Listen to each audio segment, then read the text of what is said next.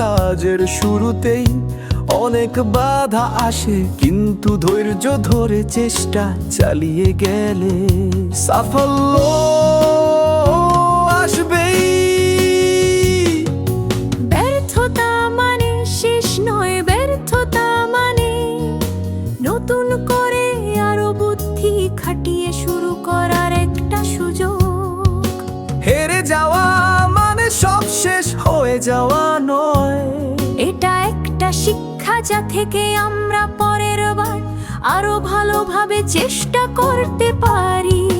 তোমার স্বপ্ন সেটা নয় যেটা তুমি ঘুমিয়েও দেখো, স্বপ্ন সেটাই যা তোমাকে ঘুমাতে দেয় না।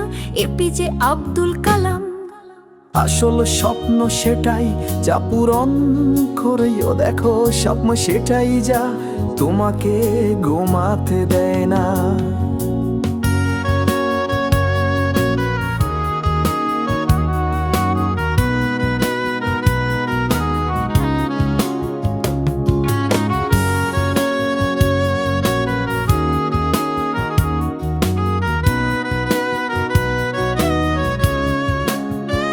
সাফল্য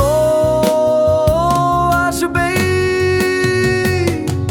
শুরুটা কঠিন হতে পারে, কিন্তু শেষটা সুন্দর হবেই যদি তুমি লেগে থাকো।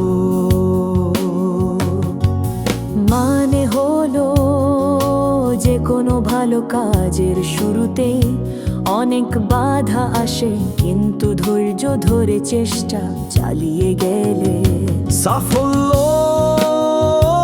আসবেই। ব্যর্থতা মানে শেষ নয়, ব্যর্থতা মানে নতুন করে আরো বুদ্ধি খাটিয়ে শুরু করার একটা সুযোগ। হেরে যাওয়া মানে সব শেষ হয়ে যাওয়া নয়, এটা একটা শিক্ষা যা থেকে আমরা পরের বার আরো ভালোভাবে চেষ্টা করতে পারি। তোমার স্বপ্ন সেটা নয় যেটা তুমি ঘুমিয়েও দেখো, স্বপ্ন সেটাই যা তোমাকে ঘুমাতে দেয় না। এপিজে আব্দুল কালাম।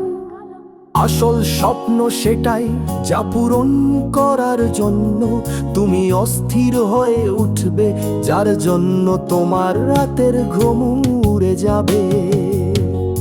নিজের ভেতরের আমি পারবো আওয়াজটা শোনো, বাইরের লোকের তুমি পারবে না নো।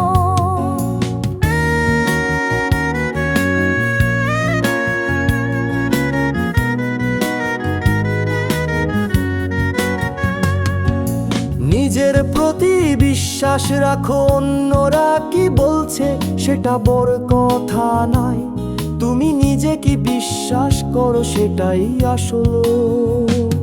বস আজকের দিনটাই সেরা শুরু করার জন্য, কালকের জন্য অপেক্ষা করো না।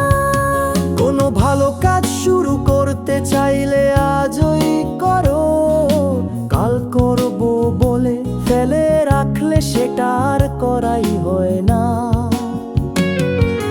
ছোট ছোট পদক্ষেপই একদিন বড় সাফল্যের দিকে নিয়ে যায়। একবারে অনেক বড় কিছু না করতে পারলেও প্রতিদিন অল্প অল্প করে এগিয়ে গেলে একদিন ঠিকই লক্ষ্যে পৌঁছানো যায়। তোমার চিন্তাই তোমার ভবিষ্যৎ করে, তাই সব সময় ইতিবাচক চিন্তা করো।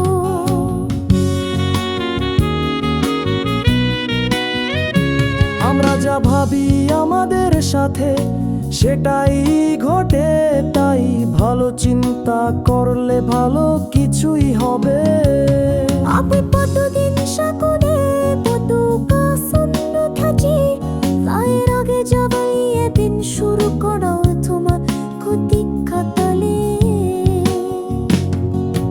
এছাড়া হয়ে যা সকালে ওঠে যদি আমরা যা কিছু দালো আছে খার জন্য কৃতজ্ঞ কাজাবলাই, তাহলে করো দিল তাই সঙ্গন গাতি নড়ো যে দুঃখম শ্বাস না খাম